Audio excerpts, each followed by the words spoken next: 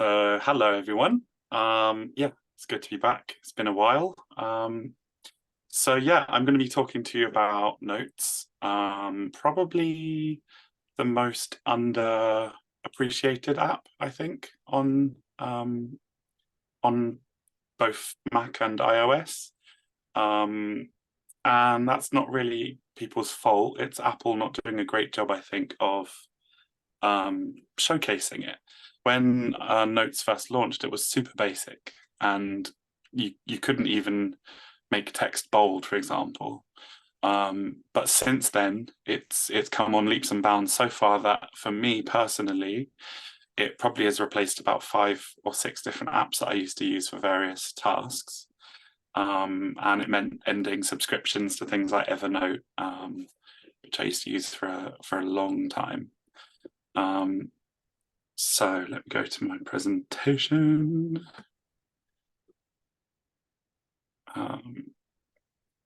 Okay, let me just share my screen. Okay, so yes, welcome to the magical world of Apple Notes. So yeah, I'm gonna first of all give you like a little brief overview of the app itself and just like how to navigate it and how to use it. Obviously, because of the nature of Zoom, I'm really mostly concentrating on the Mac version. However, the iOS version is almost identical. There's a couple of extra things that the iOS version can do, but almost everything is exactly the same. So it shouldn't be too much of a problem to translate across. I guess the reason Notes for me is so important is because it's probably the most kind of everyday use that people get out of their phones other than calling people. Most of us probably spend a few moments every day noting something down or trying to record some data or something. So it's one of those apps which people use and just pick up and use, but don't really properly explore and go deep into how useful it really can be. So really the point of this presentation is just to hope that some of you see something you haven't seen before and find out there's something you can do that you didn't know you could do before. So if that happens, then we've won. So yes, so the first thing I'm going to do is just, well, first of all, minimize that and open up Notes. So the Notes window itself is nice and flexible. So it kind of grows and shrinks on your space demands. And of course, as with all Apple apps, you can go full screen and you can ask it to tile to one side of the window as well if you prefer that. So you can take notes whilst doing something else. So the basic premise is you have the sidebar on the left, which is how we organize everything, which I'll go through in more detail. And then you have your notes pane on the right. And then to the top of the notes pane, you have all of your tools and settings and features, which I'll go through one by one as well. One of the slightly annoying things about Apple in the past few years is they've removed labels from most buttons. So you have to kind of try and learn what these buttons mean or just hover and see what they are. Sometimes some of the buttons in various Apple apps look so similar, like in Mail, there's about four icons in Mail that look almost identical, and they don't have the labels so easy to see. So you just have to hover. So I'm going to just dive straight in and create a new note. So by default, it will always have the date and time at the top of the note. And when you start to type, the first line is always formatted as a title. And the formatting can be changed with this button here. And so the idea is that if you use formatting correctly, it makes your notes a bit more easy to read, but also if you export them to something else that uses something like a markup language, it can separate out sections quite easily. So I try and use titles and headings wherever possible. And then this is text. So some of the text options you've got, which until recently were very, very basic. Just get some text there. So you can select some text and you've got the options for bold, italic, underlined, and crossed out. And then you've also got the options for the four styles: title, heading, subheading, and body. A new one that I've added is mono-styled. So mono-styled makes it a much kind of more simple, universally compatible type of text, which anyone that works with code or markup language prefers to use a monotype font for that purpose. And it just makes it kind of jump out. So if you want to note down some code in a note, then monotype's a good way to do that. And it also creates the grey background that separates it out from the rest of your text. And then you've also got in there, so if I do something else, so like pick up some laundry, you've also got some list options in there as well. So you can say it's a bulleted list, a dashed list, or a numbered list. And then a new one is also a block quote. So say, there has never been a better time to be a member of Smug Labels. Oops. Ignore my typing, please. So I'm going to select that and block quote it. So it's just a similar thing from emails where you can just have a chunk of text which is kind of slightly highlighted and off to the side. The other option you have is a checklist.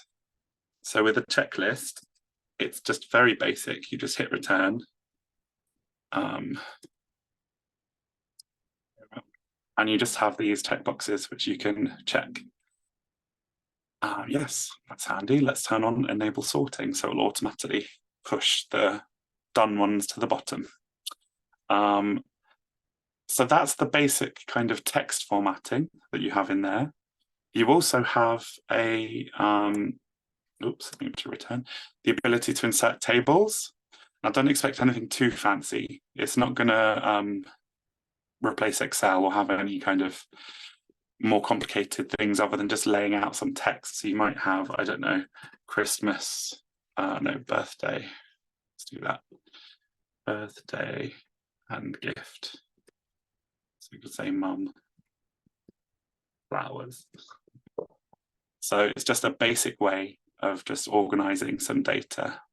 And you do have some basic controls. You can move stuff around a bit like you can in numbers.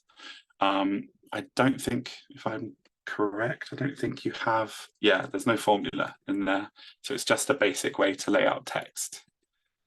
I think you can actually paste in a table from numbers, but it won't be live when it comes to the data. It will be fixed as to what you paste in. So I'm just going to remove that. Now it's always saving all the time when you're doing stuff, so you don't have to keep remembering to save, which is a very useful feature. The next option is media. So you can insert media from various places. So I'm going to go to a new note and I'm going to insert a photo. So the photos will just show your Photos browser that will show your Apple Photos library, or you can just drag in a photograph from anywhere. And when you drag in a picture, you've got a few options. First of all, you can mark up. So you can directly in Notes annotate an image and add some text. Oh, can't see it behind that window. 1 second. So in there you can add a signature to something or draw, that kind of thing. All the same markup tools that you've got in Preview. You can also add an image description. So this is, oops, this is a silly screenshot.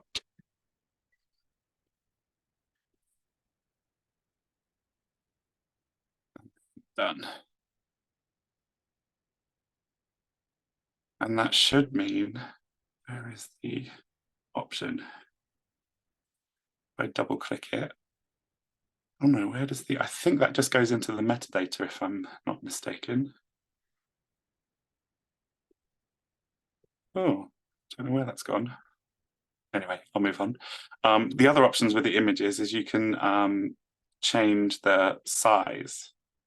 So you can tell it to only show it as a small thumbnail rather than taking up a huge amount of space in your notes. The other option is to insert images from your phone. So as long as you're signed into the same iCloud account on your phone and on your Mac, you can use your phone using Apple's continuity feature to directly import pictures into notes. So if you don't want to be taking pictures and storing them on your phone, you can just snap a picture that goes straight into the note and it doesn't get saved on the phone, which is quite useful. The other really useful thing is the notes window has a way of seeing all of the notes that have attachments. So I can go to view and show attachments browser. And this will just enable you to dig in to all of the things that you might have attached in various different notes. And this is something I only discovered myself a few days ago, actually. So it's sometimes if you know you've saved an image or you've saved a web link or you've saved a document, but you can't remember where in hell it is in your notes, then this is a good way of just quickly seeing all of those. I'm using iCloud to synchronize notes. Now, a lot of the features, the extra features of notes are only compatible if you're using iCloud, but the Notes app will let you sync with pretty much any service out there. So some people use Microsoft, some people use Gmail, but just bear in mind that a lot of the features will be grayed out if you're not using iCloud. By default, when you start using Notes on a Mac, you always have this on my Mac option. And a bit like Mail, I try and tell people to try not to use anything that's just on your Mac, because anything that you create there won't be synchronized to any devices. And it's easy to accidentally lose data that way. If you delete stuff there and you don't have it anywhere else, it's kind of a big problem. So I tend to avoid having anything on my Mac at all. So I'm just going to delete that. And that's a good option to show you that stuff when you delete, it's there for 30 days in the bins. You've got this recently deleted section and you can recover stuff just by dragging it back into one of your folders. Or if you truly want to delete something, you can just trash it there. I'll delete those.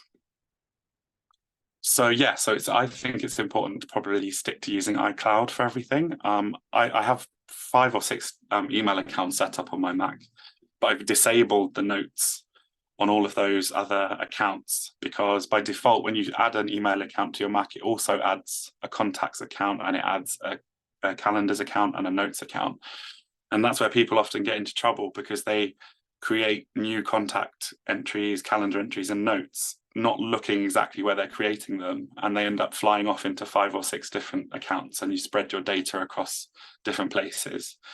Whereas my thing is really just pick one, and because obviously we're all Mac heads, iCloud makes sense for everything. And like I said, some of the apps like Notes have very specific features which need iCloud to work, which I'll show you soon.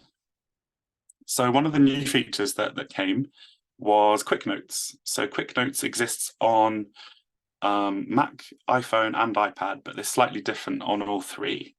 So on your iPhone, Quick Notes exists by you scrolling down from the control center at the top, and you can add a button to add Quick Notes. On an iPad, you can do a quick note with an Apple Pencil. So when the iPad is asleep, you just tap the screen with an Apple Pencil and it'll go straight into a note. So you don't have to fumble looking for an app. On a Mac, it's a bit more special.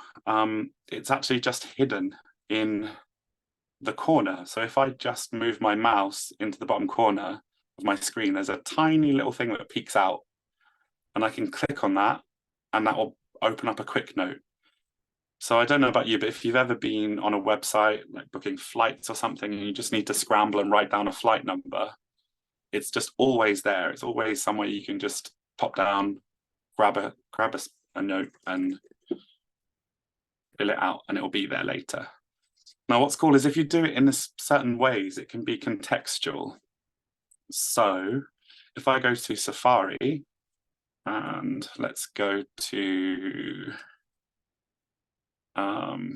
what should I go to? Let's go to apple.com. Exciting, I know. Oh God, I wish I was a student so I could save a bit of money. So I'm just going to go to any old page. So you've got a couple of options. You can use the share sheet, which Zoom is in the way of, here, and you can send straight to notes, add to a quick note, and it puts the whole web page in as a really beautiful kind of rich bookmark, which is a bit like a sticker with the title, the URL, and the head image from that page, and that gets put straight into your quick note. Just as an aside, when you create quick notes, they do go into a separate section called quick notes, but you can still drag them into another folder. So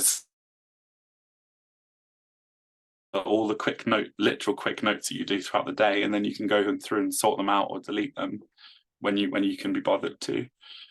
But a more intelligent way of doing quick notes from here is if I actually find some text. So I'm just going to go to a different page. It's a bit less showy. So if I grab these text specs here and right click, add to quick note, that then becomes a contextual quote. So when I close that page and then go back to my quick note and click, it takes me not just to the page, but it takes me to the exact spot in the page that text was copied from. So it creates an anchor on a web page, so you can always know exactly where that stuff was copied from. It's a really kind of cool, neat little trick. So they're the two types of web URL that you've got. You've just got the standard page, or you can actually select some text and pop that in there. Any questions on quick note before I move on, because that confuses some people? Nothing in chat. Okay, cool. At the moment. Thanks, Brad. Thank you. Let me go back to my little presentation. Yeah, another cool thing is Apple have recently made a massive overhaul to iCloud.com. And so now iCloud.com, when you visit it, now looks like a desktop of either an iPad or a Mac. And it allows you to kind of directly access your notes. So then the Notes app is almost entirely replicated here. So even if you don't have any Apple devices with you, if you're around a friend's house or a hotel or something and you don't have your device for some reason, you can always visit iCloud.com and see all of the stuff that you've got synchronized. And they've just made, I think, a really good job of making it a much more usable system. So yeah, so always check iCloud.com if you're not sure. It's also a great place if you're not sure about data. If something's gone missing, one way to establish whether it's just missing from your computer or completely gone from iCloud is to go here and check. And if it's not there, then it's gone. Whereas if something's not syncing on your computer, but it's still on iCloud, then it's a problem with your computer, not with the server itself. So iCloud.com is a great place to check all of your data and what's going on. Yes, so let's move on. I think I've covered everything there. So yes, if you're using iCloud, it will just synchronize everything instantly and all the time. And like I said, you don't need to actively save things. It just does it for you. Next slide. So yeah, so how to organize your notes. So again, there's kind of some hidden treasure in the way that you can organize notes now that didn't exist before. So first of all, you've got in the sidebar your folders. So by default, you'll have the All iCloud folder, and the All iCloud folder is something you can't really delete. It's just all of your notes in one place. which Apple uses as like your anchor to know where everything is. But you can create as many new folders as you want. So I'm going to call this one birthday. Oops. I can't type when people are watching, even remotely. It's so weird. Birthday gifts. Now, what's cool is until recently, you could only make a nested folder on the Mac, but now I think you can also make them on iPhones and iPads as well. So special presents. And there's no limit, I think, to how many nested folders you can have. So a nested folder makes it easy to have lots and lots of folders and then collapse them down if you don't want to see them all the time. So it's a good way to separate maybe work and home notes and have them in separate hierarchies, so you're not constantly looking through a huge list. One thing that's a bit annoying is the total on the right of the folder only shows the contents of the parent folder. It doesn't show the total of all the notes in that folder, which is, I think, a bit silly. So if I put that into birthday gifts, it still says 1 next to my secret one, but still shows 0 is in the parent folder, which I just find super annoying. It's a silly thing, but it really gets on my nerves. I don't know whether that will change, hopefully, maybe, but it just doesn't seem to make sense to me for a parent folder to not show all of the contents in there. So when you're making notes, one of the new features that you can do is, so this is an important note. Do not lose it. Since I think iOS 15, you've been able to add hashtags. So hashtags, just typing the hash, which some people struggle to find on your keyboard. It's Alt and 3 on your keyboard. There isn't a dedicated hash key like there is on a PC keyboard. So Alt and 3 will give you the hash, and then you can just say important. And then when you hit return, it becomes a live tag, which is added to your tags on the left. And that just makes it an easy way to quickly jump to all of the notes that have some kind of contextual relationship with each other. Now, going on from that, the cool thing is you can then also make a smart folder based on those tags. So if I do a new folder here, make into smart folder. So I can say this one is important templates. So I'm going to say I want it to have the tag important, but also the tag of templates. And I want it to have both of those tags. So if I go in here and make sure I've added template, yep, and important.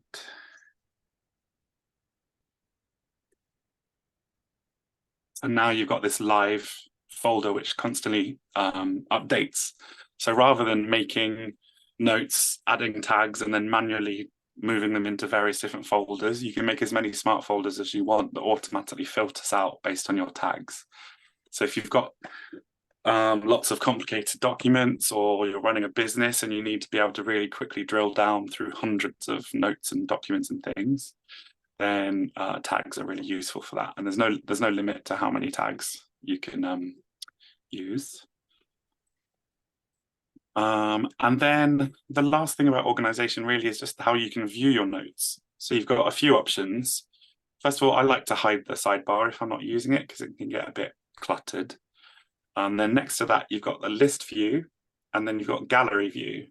And the useful thing about gallery view is it shows visually the notes that you've got rather than having to rely on remembering the titles.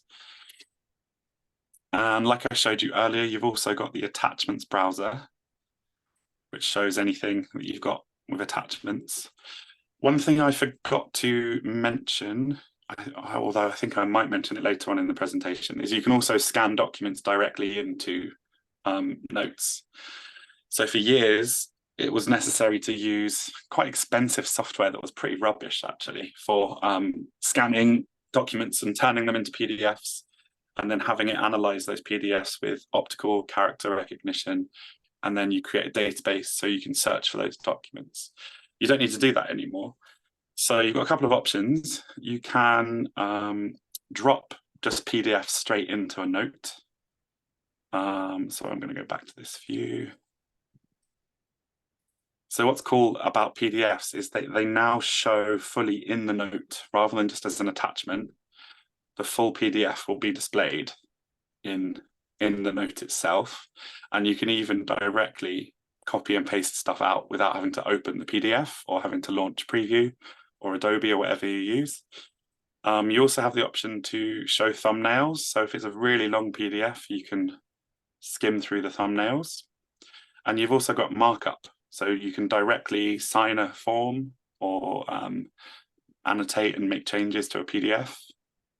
And it's all saved directly in Notes. So you don't have to keep hunting around for documents and things. Oh, no, don't freeze. It's frozen. Come on. No, you want to close, come on. Let's save. Okay.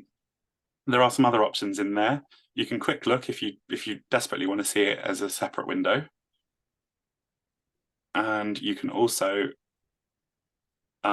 change how big it displays in the note so it doesn't overwhelm you too much. You can have it smaller.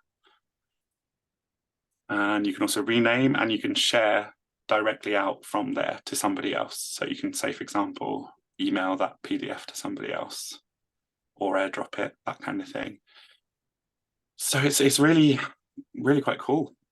So to get the PDFs in, like I said, you can drag and drop them in, but an even cooler way is to use your phone. Because this is my demo user on this Mac, it's not connected with the same iCloud as my phone, so it doesn't give me the option. But basically, you'll have the option to insert from iPhone when you go to media. And one of those options is to scan documents. And when you do scan documents, what it does differently, rather than just taking a photo of a document, it actually fully finds the edges of a document, and it will enhance the image so the text is as clear as possible.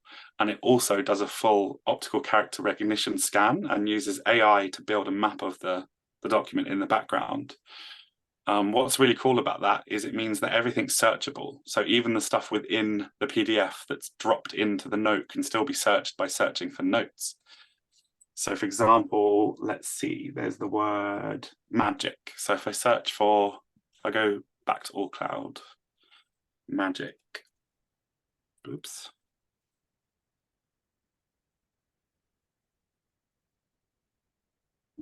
Freeze, please. The curse of Zoom.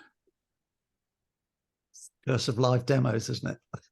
It's Zoom as well. It tends to screw around with shared windows. Come on, let me search again. Magic. Oh, it was doing it earlier, but basically it's supposed to show you that PDF because it's got the word magic in it. This one will definitely work. So this one is a screenshot. This isn't a document, it's a screenshot, so it's an image. So if I search up here for optical, there we go. It's found everything with the word optical in, including that screenshot. So it's really powerful. The OCR is really good and it's instant.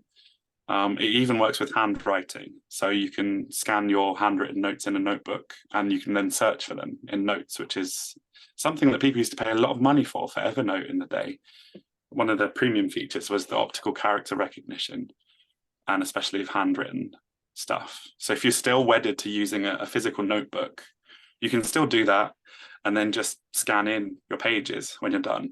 And then you've got something that you can just search for stuff rather than having to rely on that book. So I do a combination. I write some notes by hand still when it's going to look a bit weird if I'm sitting there with a laptop, like in a lecture theatre or something. People tend to not like to use laptops for some reason in that environment. So it's a bit more easy to be subtle with a little notebook. And then when I get home, I just snap a picture of it and then it's fully searchable. So yeah, so you can always insert images and documents straight from your phone directly into the notes on your Mac. But like I said, they have to be on the same iCloud account, and you have to be on the same Wi-Fi network at the same time for that to work. So sometimes it's not great if you're not at home, for example. Oh no, wrong one.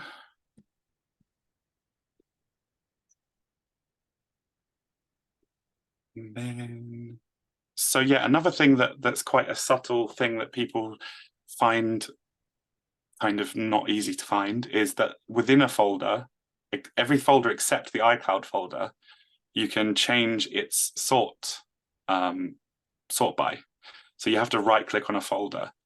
So by default, it's always putting the newest note at the top, but you can change that. You can have it done by when it was last edited, or you can just have it alphabetically by title, which some people prefer as well, to have just alphabetical instead. So that's a fairly recent addition. So you can do that on any folder except the iCloud one. It doesn't give you any options when you right click on the iCloud one, but anywhere else, it will let you sort it. And you can tell it to auto group as well. So you can say group by default, it's already on.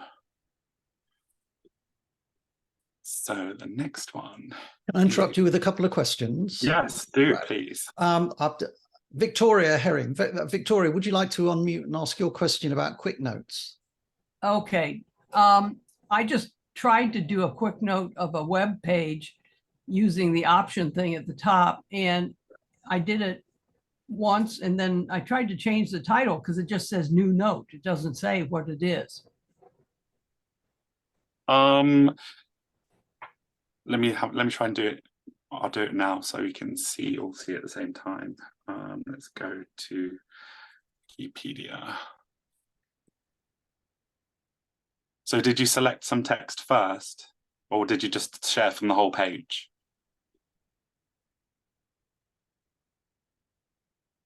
Hello?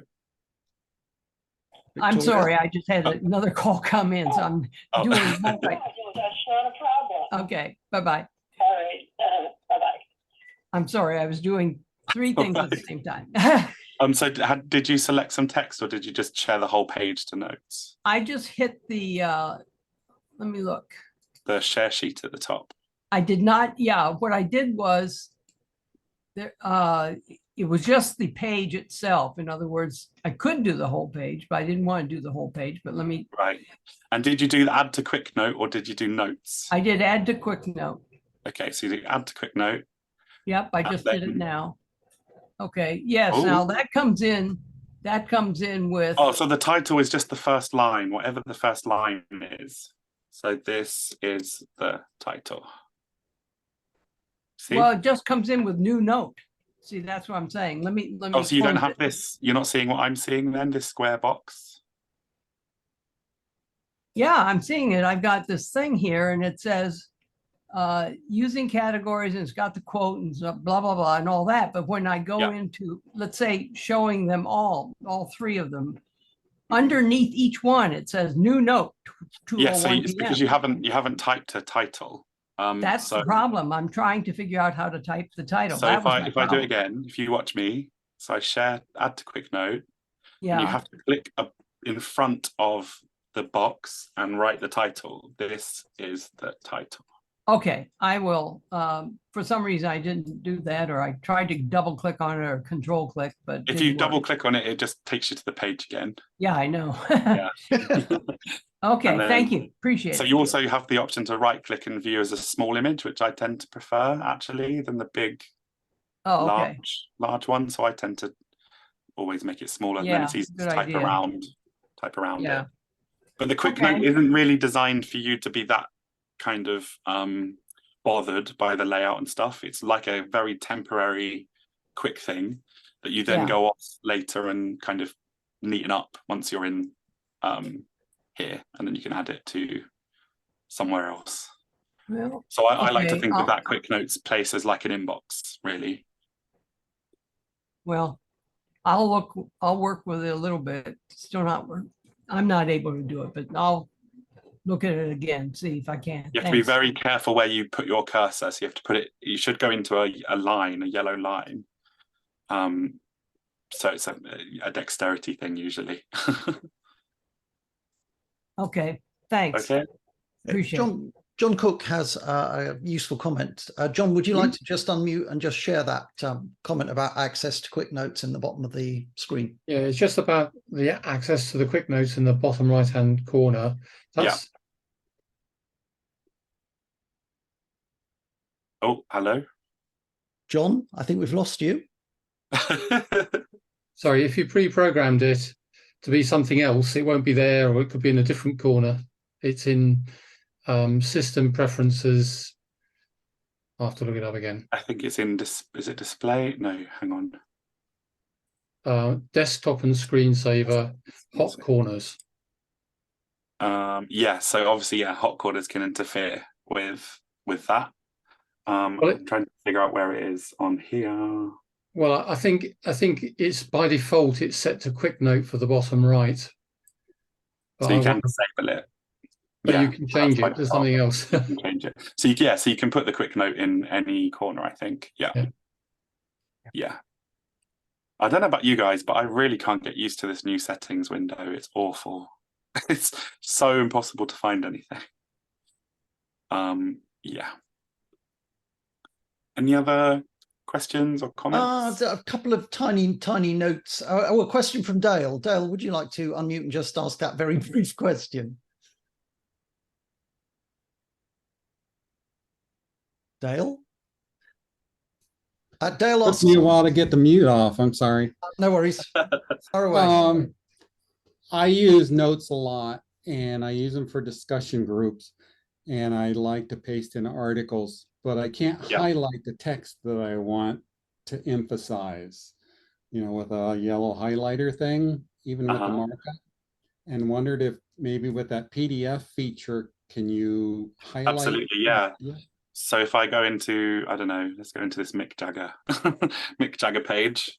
And then if I save that as a PDF, Mick Jagger, and I'll save it to the desktop. And then I'll go back into my new note here, and then I'll drag, this bloody Zoom window always gets in the way. Yep. Go away. I'll drag that into, oh, come on.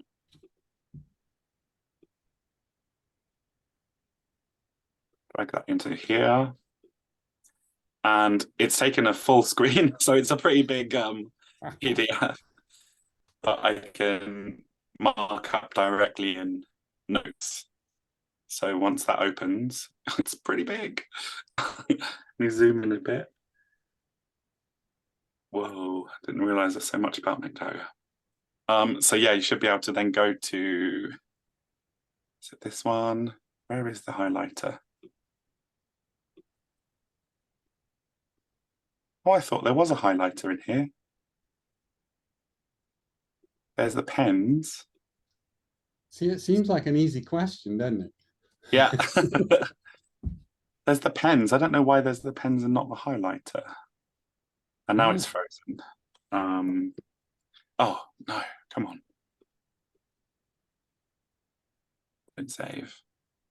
Let's try again.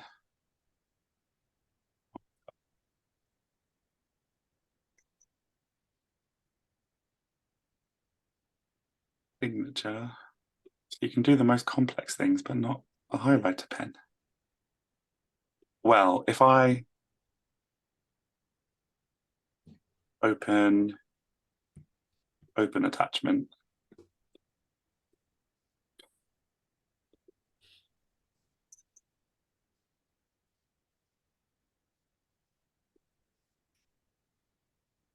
Oh, it is just that button. Sorry, I'm being a bit slow.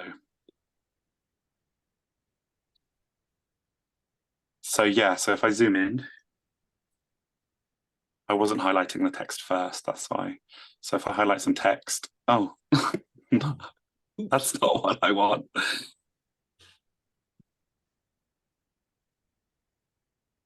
Now let me highlight text, come on. I think there's some bugs because I'm running macOS Sonoma as well, so it's supposed to work. So yeah, you would just highlight some text and press that button there, the pencil button, I'll play with it. And then it will highlight it. But on mine, it keeps freezing when I try and do that. So ignore my misbehaving Mac. But yeah, it should work. I think the cool thing about doing it that way is you don't clutter up your Mac with files everywhere. So it's nice to actually have notes as the place to store everything that isn't a photo.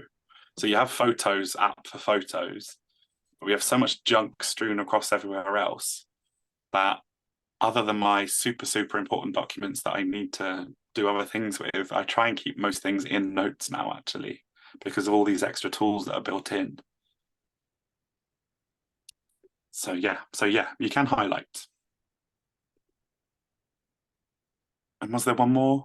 Brilliant. Yeah, just a comment really, but from Mitch, I'm just gonna. I mean, he just points out that tags are a great tool, and he uses over 40 of them, which is fantastic. Blimey. Completely new to me. Tag fest.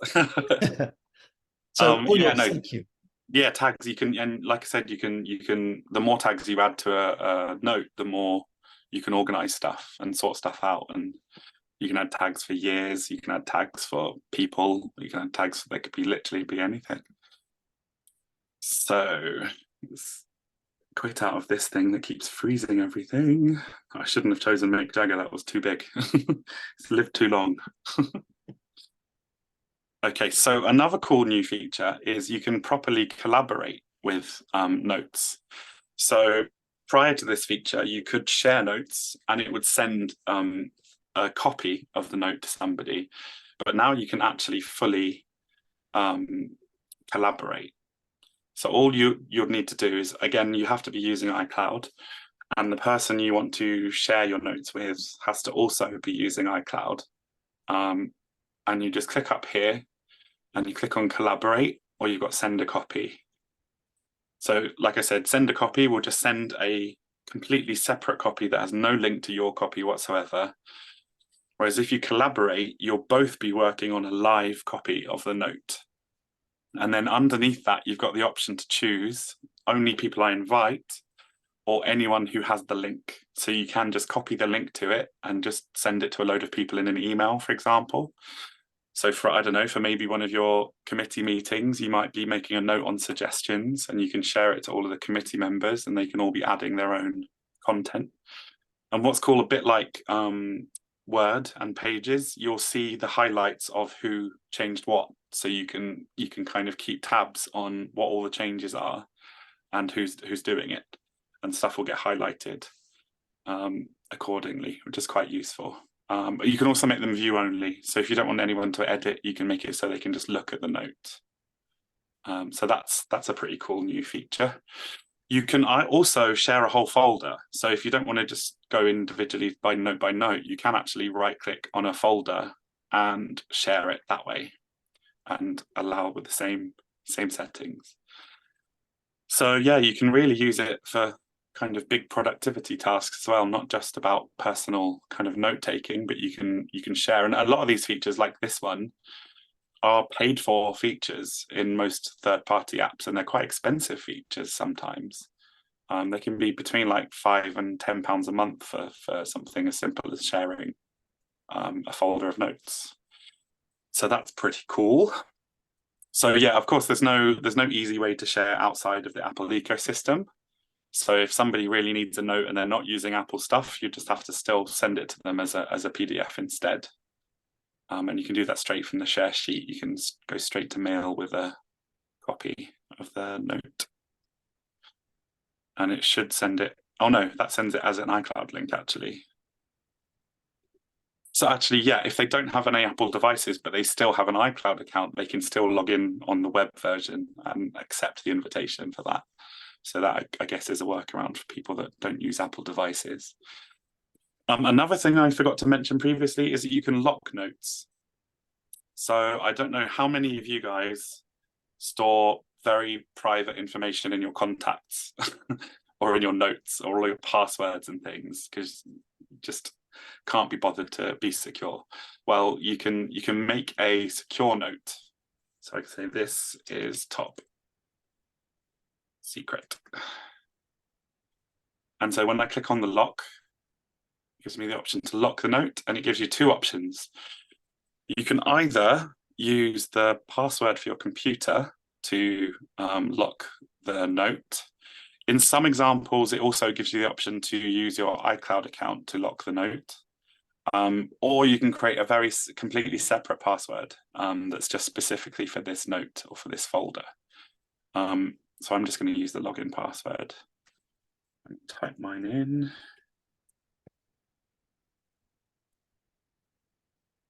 So now when I lock it, it won't be visible until somebody puts in the password. So if you don't fancy using one of those kind of complicated password managers, for example, and you don't have hundreds of things to worry about, then this is a good place to store things like passport scans, insurance documents, that kind of thing. Anything that you want to keep away from prying eyes, but you don't want to be constantly locking down the whole of your Mac. You can just pop stuff into a secure note and lock it. And that password will obviously synchronize to all the other devices that you're using it with. This is something I only found earlier today, that if you share a note with somebody in messages on your Mac or iPhone or iPad, and they make any changes, you'll get updates about the changes in the Messages app, which is quite interesting. So around that file that you've shared, it will then show you, oh, this person has made an edit at this time, blah, blah, blah, blah, blah. So if you need to keep tabs on people and spy, then you can do that too. Scan documents, I already talked about that. Another thing is you can scan text directly into a note.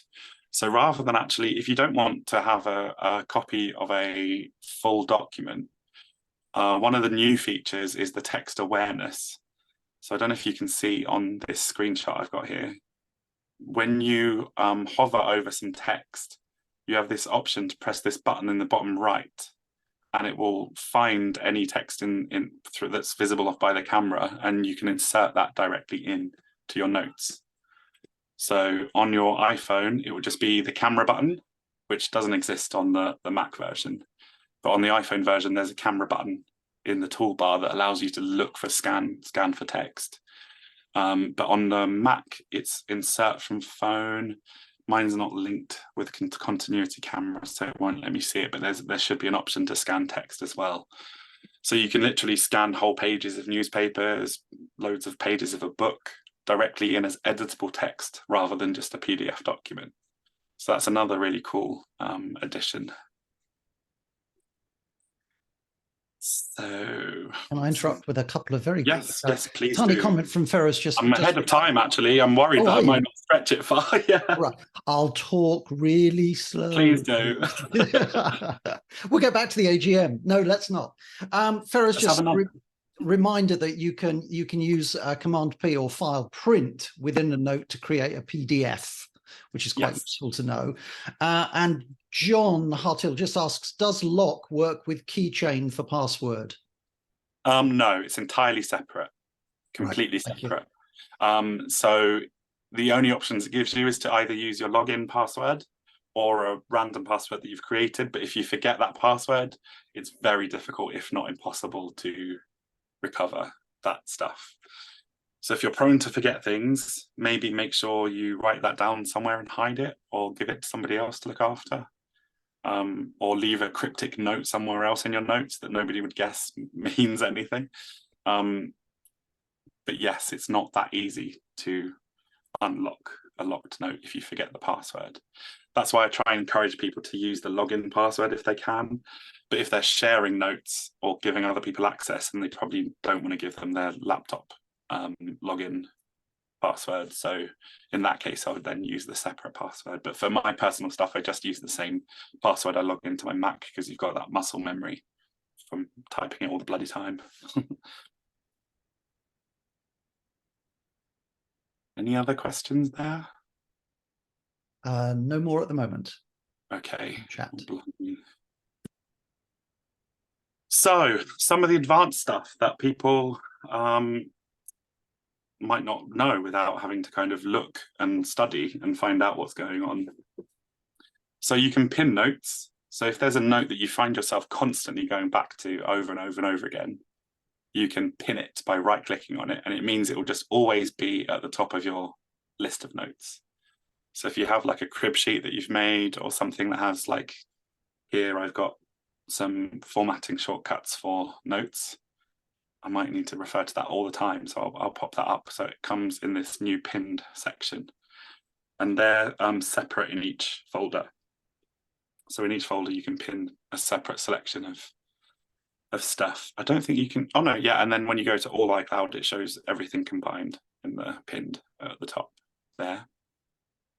Another option, which is really useful, is you can change the stationery of the note itself. So if I go to, where are you? View.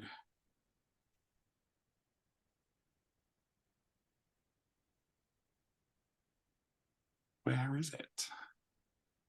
Checklist, no.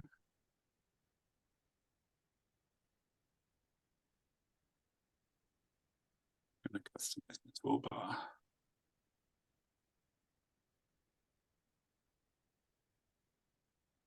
Am I going crazy? About time.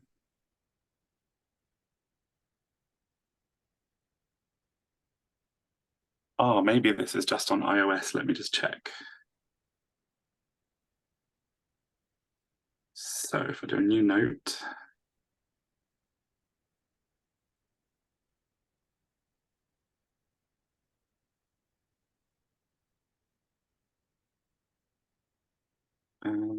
lines and grids. No, it doesn't have it here.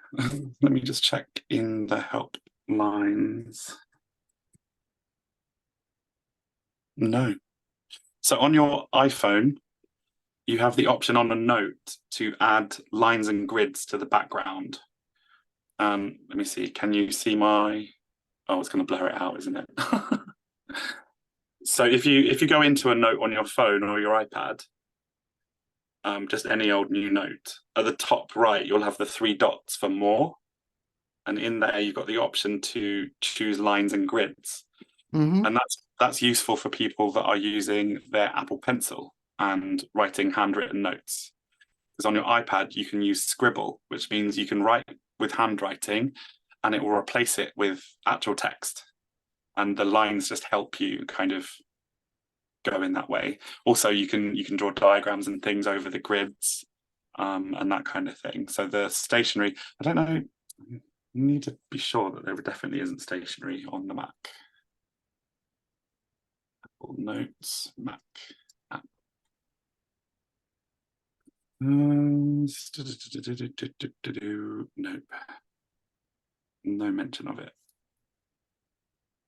Lines.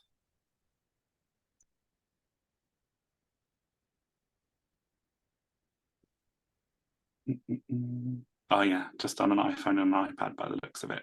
I guess that makes sense because it's mostly for people using a pencil, but this is basically the menu that pops up and you can choose various grid systems.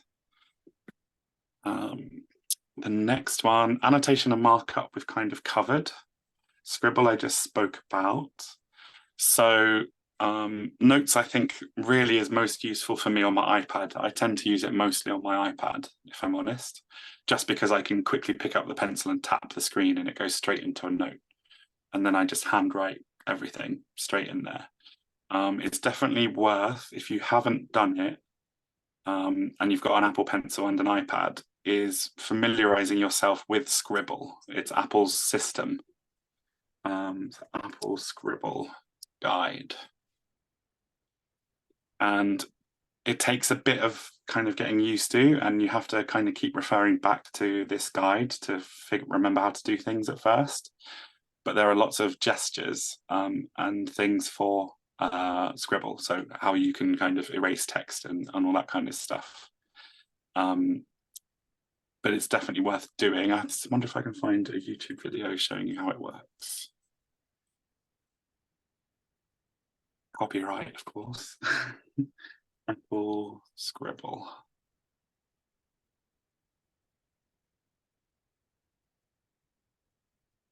So I'll just show you an example because it's hard to imagine.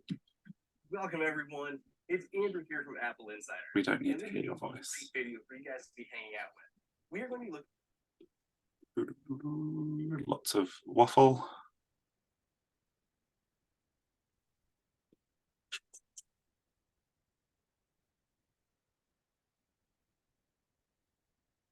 So yeah, it just allows you to like scrub out text by scratching over it. You can select stuff by drawing a line through it.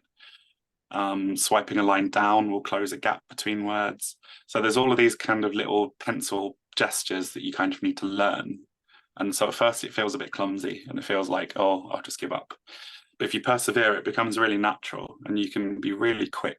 And I find myself actually quicker than typing when I'm using the Apple Pencil that way. But yeah, I would say watch a few YouTube videos for Scribble to try and get your head around it. But with Notes, it's brilliant. And I used to use an app called Good Notes, which I still sometimes use because there are some little features in there that I like. But Good Notes was the best app for handwriting notes and creating books of notes. But now I find myself just using Apple Notes. On that also, I forgot to say that you can also drop videos and audio files into Notes. So if you're recording a meeting or a session, you can export that file from something like the voice recorder app on your phone and then save that directly into a note as well. So you can kind of think of Notes as really a hub that you can store all of your stuff, really. The last thing, and it leaves us with quite a lot of time. Can I? Probably a good time to interrupt then. Yes, yeah. Mitch makes a comment. Would you like to just explain that, Mitch? Yes, it has to do with locked notes. And what I wanted to mention is, first of all, you cannot tag a locked note. It won't let you. Right. Now, the other thing, and one of the ways I use this, I have about 2 or 3 locked notes, but one of them is important estate backup. And I put this in for my wife, who's not that computer literate. Yeah. And I have this stuff elsewhere, but, and I have things like, the first thing you want to do is call Jeff Bohr. He's the Apple expert in Naples, who's a good friend of mine.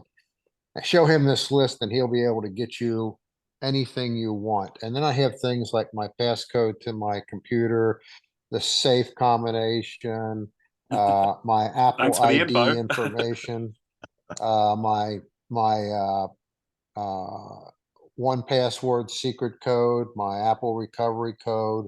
Yeah, recovery codes are a big so one actually, because they're quite often forgotten. I have about 12. I don't want to go over all, but I have about 12 or 13 items there, and then I do have that printed off, probably a copy in the safe as well. I found that to be very handy, because if anything happens, I mean, listing all insurance policy and everything else, that gets to be very tedious, but yeah, it's all there in links if you just go to this area. So that's all I wanted to mention. Thanks. I mean, the combination of having the nested folders and having password protection means you can kind of treat it like a database as much as a note application. So I don't know if any of you remember Bento. Do you remember Apple Bento? Yes. That old app in the old days where you used to obsessively organize your home and stuff. Well, I used to use that. I used to use it for home inventory. So for my insurance policy, I had pictures and everything of all my documents.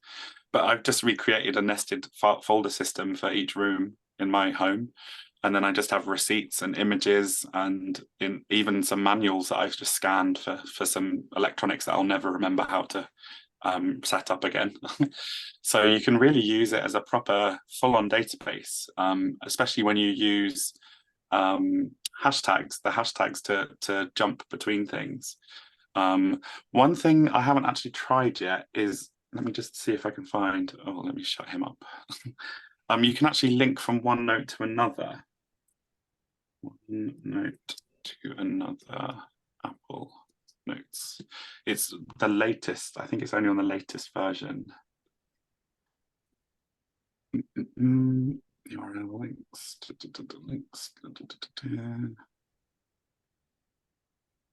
And of course, if you can do internal links between notes, then it fully is a database that you can go to town with.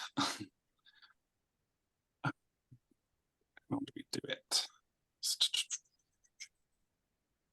So it's only in iOS 17, so that's why I can't see it on here yet.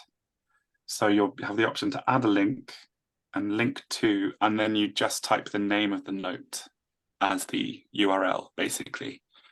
And that way you can kind of create something quite complicated and something that allows you to have buttons that allow you to jump between places.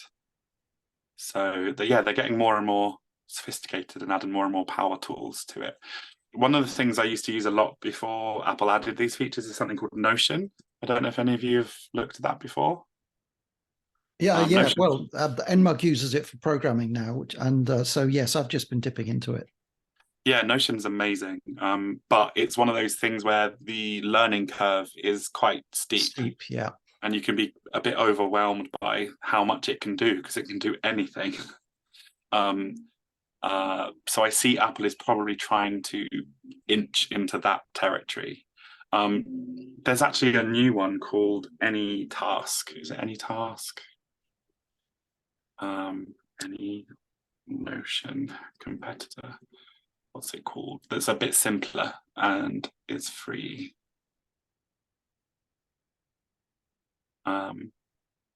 No, I can't find it, but if I find it, I'll let you know. But no, Notion's enough. If you want to go the next step up from Notes, and you want to be obsessive about organization and collaboration and creating stuff that's viewable on the web and that kind of thing, then Notion is a brilliant one to do. Have you ever done a session on Notion, Mike? No. I mean, it was new to me from about a month ago, so it's not something that anybody has discussed yet. Well, watch this space. It might be something I'll do in the future. All right, we'll see you next year. Done. There's another question. I think I know. I think the answer to this is it doesn't work because you can't do it. But Chris Wilder says, can you go through formatting cells in cells? I seem to break the list whilst altering formatting, but I thought you said that you couldn't. So this is some text, some more text. So just like that. Bold. Oh. So yeah, you got basic, very basic. Chris, is that what you meant? Or was it something more complex? No, it was I have great difficulty in changing the font and getting it to be centered vertically and horizontally, because it doesn't exist. Like that. And it's just a nightmare. The last stuff I had is entered its own font, and I haven't been able to change it yet, so it's quite large. So yeah, it's not designed for you to be able to kind of super format everything. I would suggest sticking to numbers if you need to do that, and then pasting in. So if I open numbers, do a basic one. Sounds like a good idea. Some text, more text. And then let's see, I'm not sure if it does keep the formatting though, but let's try. I'll move out the way, Zoom. Let's make that, oops. Let's make that centered and middle of the cell. Oops. You can do that in Notes, because at some point in the past I've actually managed to do it. It's just oh, could it have been something that you copied and pasted in? No, it's all direct creation within Notes. It's a list of words. So when I paste it in from numbers, it keeps the formatting from numbers apart from the highlighted header. But there, I don't think there is a justification option. Let's have a look. Is it buried somewhere else? Yeah, this is the trouble. I found it once. Convert to text font. Bigger, smaller. Well, that's helpful. Copy style. Text. Why is that not up here? Yeah, that makes sense. That doesn't. Okay. What? Hang on. Is there a hidden button? Customize toolbar. No. So the format button doesn't have the formatting for text. Right. Okay. Yeah. So every time you have to go or learn the shortcuts, you have to go format, text, and then align. So the shortcut for that is command and then squiggly bracket. I forgot what that bracket's called. Right. Okay. So it does exist, you're right, but that's very odd. I don't know why that's there and not there. Yeah, quite. That's where I've been looking. Yeah. Okay. But if in doubt, I would just do it in numbers first and paste it in. All right. Thanks for that. You're welcome. There's a comment from John Lightfoot. John, would you like to unmute and just share that information? It was only that I use my iPad and Apple Pencil 2 a lot for doing sort of technical type drawings, because it's so easy to do, all the straight lines and all the stuff under that. And you've obviously the presentation's been emphasizing a lot to do with Word and typing and pictures, but drawing I use a lot on my setup. Yeah, the thing I really love about that is that the drawing tools are universal, so they're not really a notes specific thing. They're across the iPad in all the apps. It's the same set of tools which are available. And I like that you have that consistency from one app to another, that all of the Apple apps have the same tool set for drawing, and they're pretty good. They're not super advanced. So if you need to do some really specific stuff, then you'd probably still need to use one of the bigger apps for sketching and drawing. But for basic kind of technical drawings and just making a note of stuff, or taking a picture of a piece of furniture and then noting its measurements directly on the picture, that it's perfect for that kind of thing. Thanks. You're welcome. So the only tiny little bit. Sorry, no, yep, go. Yeah, I've got another one. Okay. We have plenty of time, don't we? Yeah, let's plow through these. John Morgan, would you like to just share that question with Brad? Yeah, Brad, when I've created a table inside a note and then go back to it and want to add another table below it and join the two together, I've so far been unable to do that. Just by removing some of the space. They're always going to be separate entities, because they're not. Yeah. It's not a spreadsheet. It's just a literal table. So it's literally just to organize a list of words. That's all it's for, really. It doesn't even have formula. So you can't even add stuff up or. So it's just design. Oh, hang on. I've just done something weird. Let me see what's in the options up there. Yeah, there's no other options other than to add columns and remove columns. You can move them around. Will it let me drag from? No, it doesn't let me drag from one to another. So yeah, they're entirely separate entities. Who knows? That might change. They seem to be making it more and more sophisticated.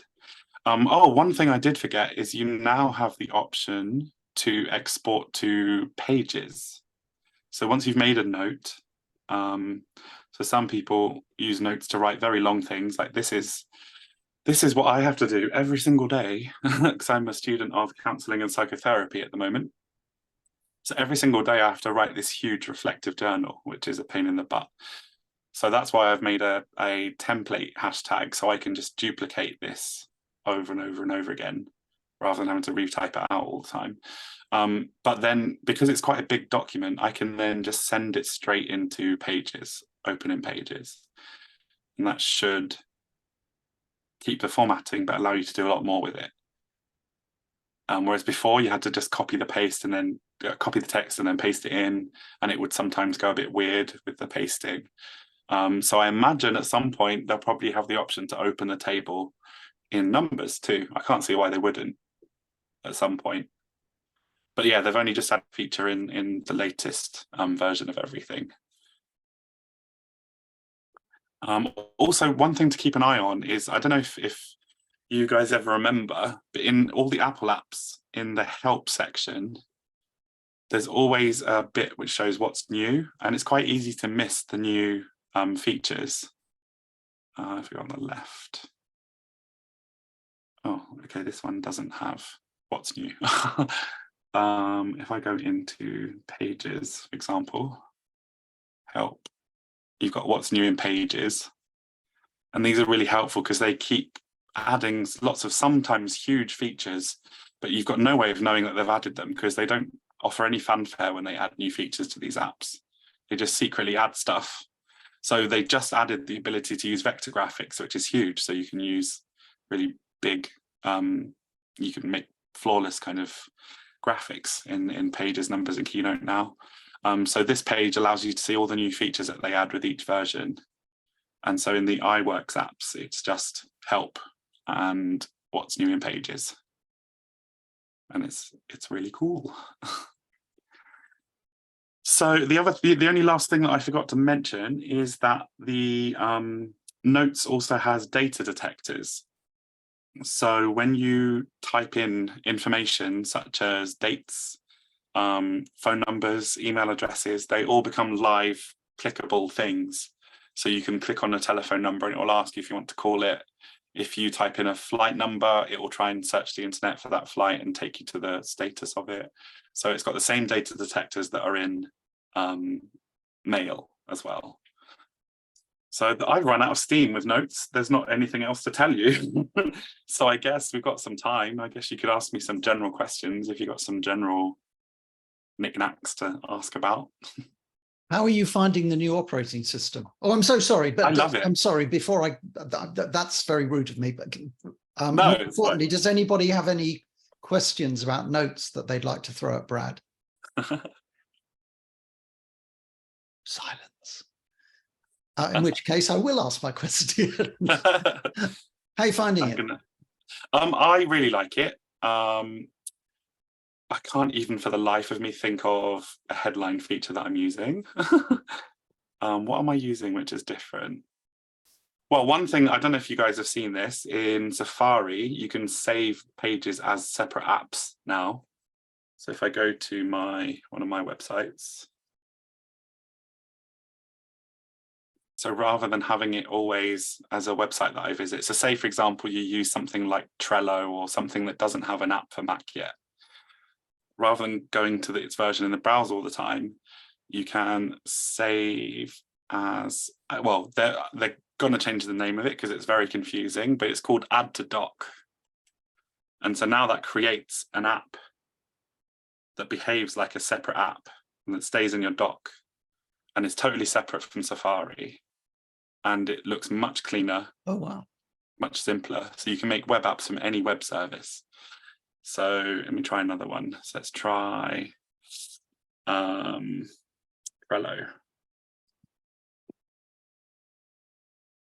Trello's a big one that people use. Of course, I don't have a login, so it's not going to work. But yeah, so you could do, I know, let's do, here's something cool I'll show you. I was playing around with this earlier. I'm building a load of resources about AI, and there's this crazy tool. Let me try and find it. Layer, nope. Layer Ink. So I'm going to save this as a web app. And I find it's really cool. It's best to sign into the thing first before you create the web app.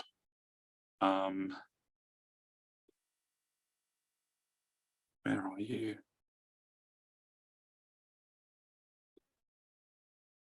LEIA ink generator. Converter. This is really, I mean, if any of you do any like marketing or anything, this image conversion thing is crazy. So I'm going to load it up.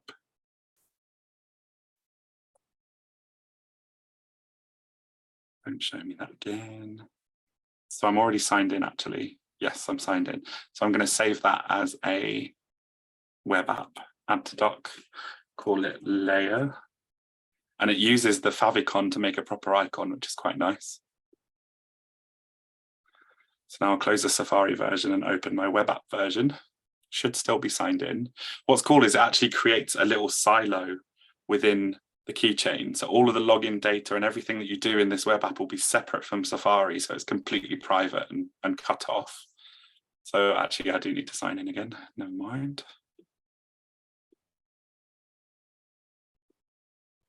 Come on, don't freeze.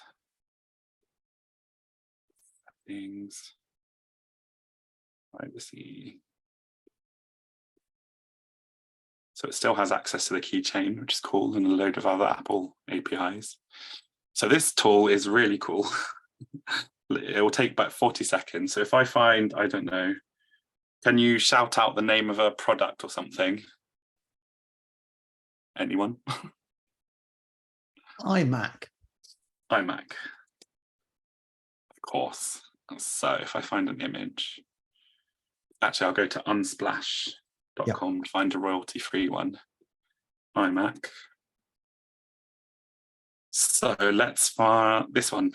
Let's do that one. Drag the picture there. Upload. Desktop. Oh, of course, it's not the right format. Let me change that.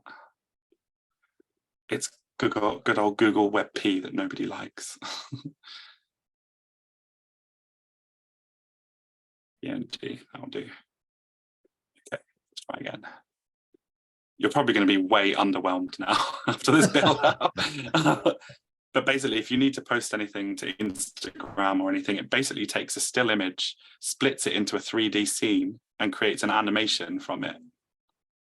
So if I make it a bit longer and I make the animation a tall circle, make the motion more.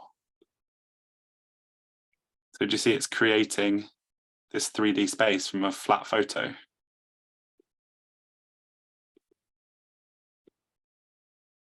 It's kind of scary. Amazing. And can you export? Can you export? Yeah, that so you can export it as lots of different formats.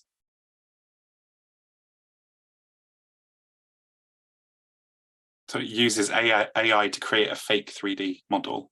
So you can do it as a GIF, MP4, even a Facebook 3D post. So you can post it straight to Facebook with 3D depth already there. But the way it works really well is with things like adverts. So if I do Mac advert poster, let's try and find.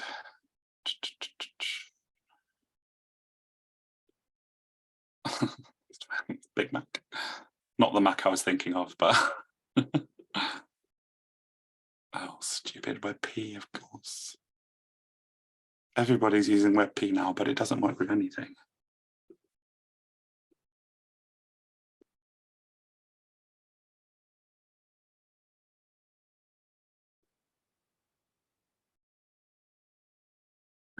Waiting. And now it's made this really cool 3D. See, it's like gently gyrating. And it's actually separated all the text elements and made them float at different speeds and times. It's just so clever.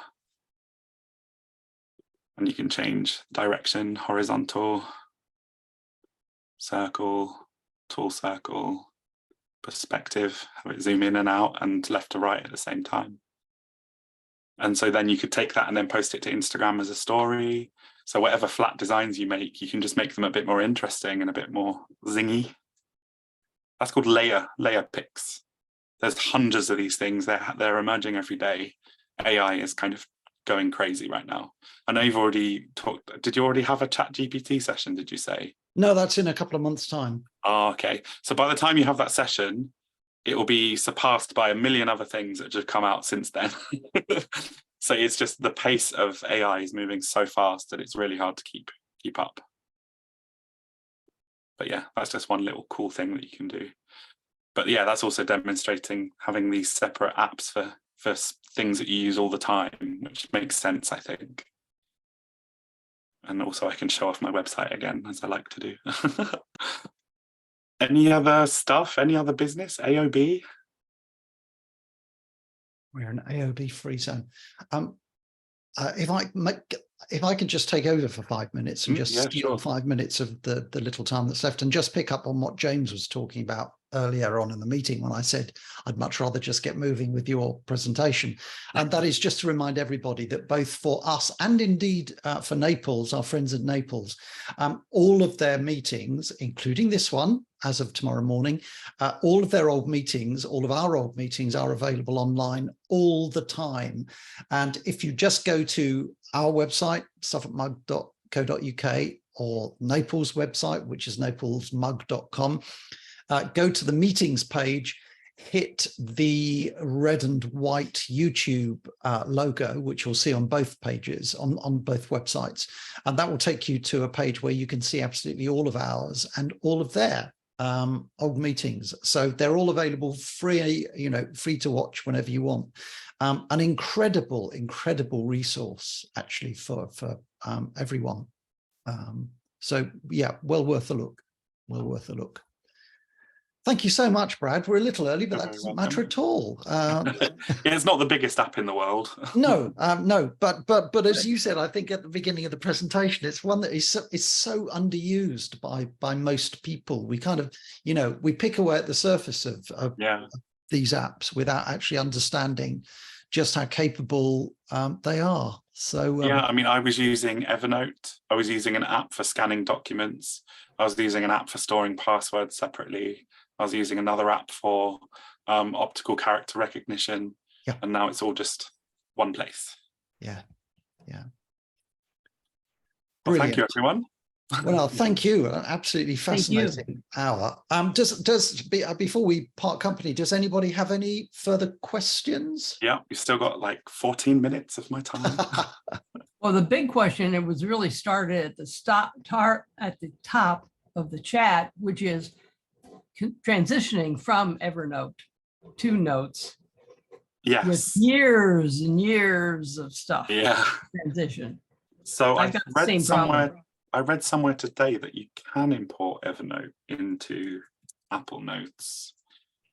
There is, but it has to be done on the Mac version, of course. Well, of course. Importing from Evernote on your Mac. You can import the Emacs files. Okay. They include one or many notes. When you import an Emacs file, it's converted to a new note. So you basically export your whole Evernote. Yeah, I mean, if you've got a huge amount, someone's raised their hand. I've never done that before. Hey, if you've got a huge amount of notes, I would maybe break it down a bit, because you're probably at risk of stuff getting jumbled if it's too much. So I'd maybe try and do it folder by folder, perhaps, or make some bigger parent folders and split it up a bit. Yes. Thank you. So somebody put their hand up, but I don't know what that means, how to do it. Ferrers +1. I'm not sure who the other one is. Anyway, Ferrers, fire away, Ferrers. I just make the point, the current version of Evernote applies a limit of 100 notes per export. Oh. The old version, which will still run and still works, doesn't have any limits. So if you've got an old copy, maybe on Time Machine, get back to that, or I guess the Wayback Machine probably has a copy. Yeah, it's funny. Evernote was so good, so amazing when it first came out, and it was like 10 years ahead of everything else. But as with most of these things, they just stop there and stop kind of trying to do stuff and make it better, and they get kind of stuck with sticking with what they know. And of course, it's a premium app, so you pay for it for a lot of the features which are now free in most other things, and like here, free in Apple Notes. So I don't think there's really anything I can think of that you would need to stick with Evernote for. They've just been taken over by Bending Spoons, who nice. Any Uri Geller connection? I don't know. They've sacked all their American workers. Oh, that's never a good sign. And they're moving it to Italy, and they've jacked up all the prices. Nice. So doing an Elon Musk, basically. Destroying it from the inside out. Yeah, I mean, I think it's always good to stay native with apps if you can. So if there's a native app that does what you need and maybe is missing a tiny little feature here or there, it's always better, because it's an ecosystem that all works together. And as Apple say all the bloody time, it just works most of the time. But no, I was an avid Evernote user for a long time, and then about 3 years ago, I just got sick of the ugly interface, and yeah. There was another. Also a hand up from John Morgan. Yeah, Ferrers has just covered what I was going to say, only rather more eloquently. So thank you.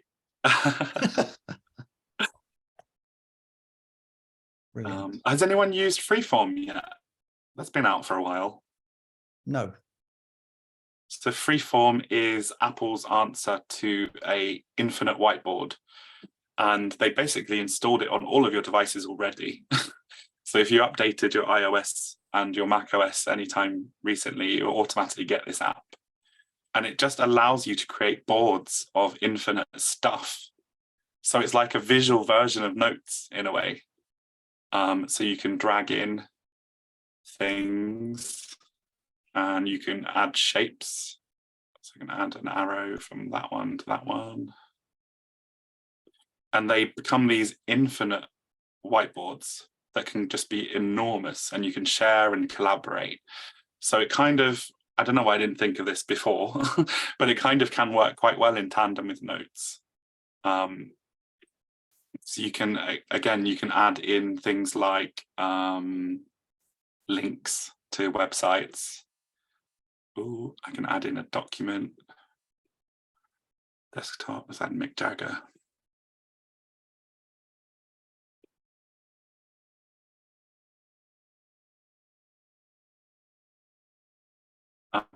So yes, it's a small app, but for people that like to do things visually, I've got 5 boards on the go. I have one board which is my life plan laid out, like 5 years, 10 years, hopefully 25 years.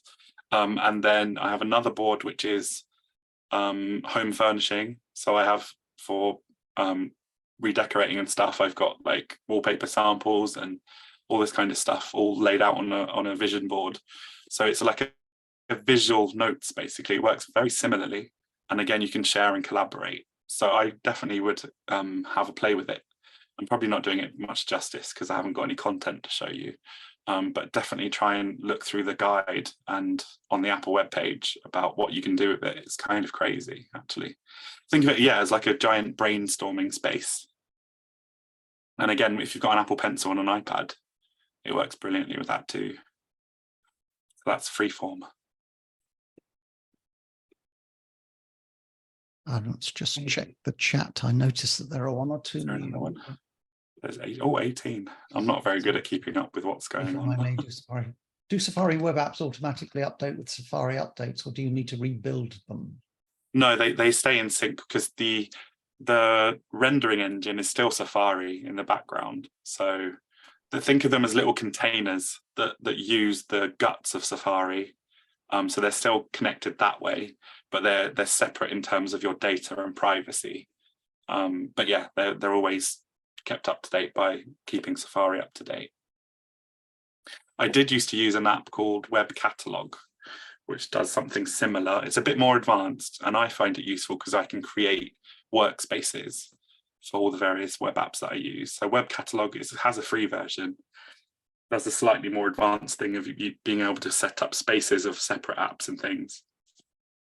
But if for people that just need 3 or 4 things, this is really cool. Obviously, you don't have an infinite amount of space in your dock, so you have to be mindful of that. I think, can you move them anywhere else? Options, does it let us move it? Keep in dock, show in Finder. Oh, do they go into?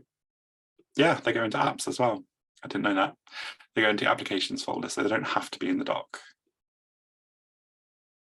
All the tons of apps that I don't use. Yeah. Anything else? Superb. I do a quick question about Notion, because I know nothing. I really know nothing about it. I'm using it for picking up information, but not much. Is it free, or is it paid for? It wasn't to begin with. You had a limit before. So before you had a limit of 200 objects on a single page. But now it's completely free. The only paid for option is if you're a larger corporation, because corporations use it as like their hub spaces for their companies. But there's so many things you can do with it. What's really cool is there's a huge community of people that make templates for it. And there's a template for everything you can imagine. The Notion template. it's one of those apps where you really have to watch a quite long YouTube video to understand what it's even doing. But if I do, let's do work, for example. There's just everything: expense trackers, portfolios, CRM, just so many different things. Editorial calendar. So this is a calendar for people doing posts to a blog. So basically, anytime somebody spends a lot of time and effort creating their own setup, they allow them to publish that as a template to the online template space. Right. So rather than having to reinvent the wheel every time, you can usually find somebody else that's done all the hard work in creating a database. And this has taken ages. But it's honestly, it's one of those things where once you start using it, your mind starts exploding about all the things that you can use it for. But it's basically, think of it as a huge document that you can have really powerful databases inside of to do all kinds of crazy things. And it's just mad. You can just go crazy. And I love it because it's just, you type everything. You don't have to be clicking on stuff all the time. You just do a / and then you do web page / image / insert weather, and it will find the weather and put the weather in there and all that kind of stuff. So it's just about kind of making stuff really fast and quick and easy. But definitely all download it and have a look if you're into kind of slightly geekier things. They're also building AI into it as well. So if you're writing things like CVs or a proposal for a project, you can have it automatically generate all the text like you would from ChatGPT as well. So it's all happening. Brilliant, brilliant. It's 9 o'clock. Yeah, I made it.